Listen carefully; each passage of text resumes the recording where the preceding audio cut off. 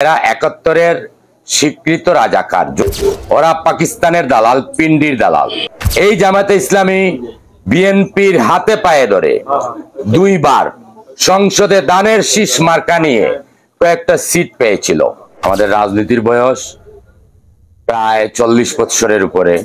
সেলিম উদ্দিন নামে কেউ সিলেটে রাজনীতি করেছে বা জামাতের কোনো নেতা ছিল আমরা জানি না। জামাত, ওই যে একটা কথা আপনাদেরকে আজকে বলি, একটা প্রবাদ বাক্য আছে, পিপিলিকার পাকা উড়ে মরিবার তরে।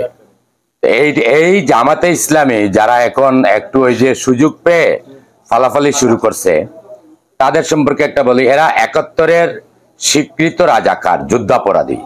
এরা এই দেশের স্বাধীনতার সময় বাংলাদেশকে তারা স্বীকৃতি দেয়নি, পাকিস্তানে তাদের জন্ম হয়েছে। আমরা ভারতের দালালদেরকে এই দেশ থেকে তাড়িয়ে দিতে সক্ষম হয়েছি। ভারতের দালাল যারা ছিল, ওরা পাকিস্তানের দালাল, পিন্ডির দালাল। এরা ১৯৭১-এ যুদ্ধের সময় আমাদের মা বোনদেরকে পাকিস্তানিদের হাতে তুলে দিয়েছিল এই জামাতে ইসলামীর নেতারা। এই হচ্ছে জামাতে ইসলামী। এই জামাতে ইসলামী বিএনপির হাতে পায়ে ধরে দুইবার সংসদে দানের শীষ মার্কা নিয়ে কয়েকটা সিট পেয়েছিল এবং রাজনীতিতে টিকে ছিল। যখনই তার সুযোগ হয়, একবার হাসিনার আঁচলের নিচে যায়, আরেকবার আমাদের কাছে আসে, আমাদের হাতে পায়ে ধরে রাজনীতি করার সুযোগ খুঁজে। তো এবার তারা মনে করেছে যে এখন তো অন্তর্বর্তীকালীন সরকার, আমাদের একটা ভালো অবস্থান হয়ে যাবে। আমি আজকে পরিষ্কার আপনাদের সামনে বলে দিতে চাই যে জামাতে ইসলামী একবার স্বতন্ত্র নির্বাচন করেছিল, একবার ৩টা সিট পেয়েছে পুরো বাংলাদেশে, মাত্র ৩টা।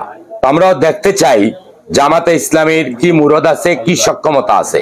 এবং আমাদের নেতাদের নামে যে সমস্ত কথাবার্তা আমরা শুনেছি, এই সমস্ত কথাবার্তার জন্য তাদের দলের আমির ইতিমধ্যে প্রকাশ্যে ক্ষমা চেয়েছেন এবং বলেছেন, আমরা আর কারো বিরুদ্ধে বিষাদগার করব না, কারো সমালোচনা করব না, কারোর সাথে দ্বন্দ্বে যাব না।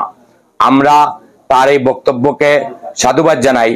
পাশাপাশি আমরা হুঁশিয়ার করে দিতে চাই যে বিএনপির নেতা, বিশেষ করে বাংলাদেশের প্রাণ তারেক রহমান সহ বিএনপির শীর্ষস্থানীয় নেতৃবৃন্দের বিরুদ্ধে যদি কেউ বিএনপির শীর্ষস্থানীয় নেতৃবৃন্দের বিরুদ্ধে কোনো কটু কথা শুনি, আমরা সেটার দাঁত ভাঙা জবাব দেব।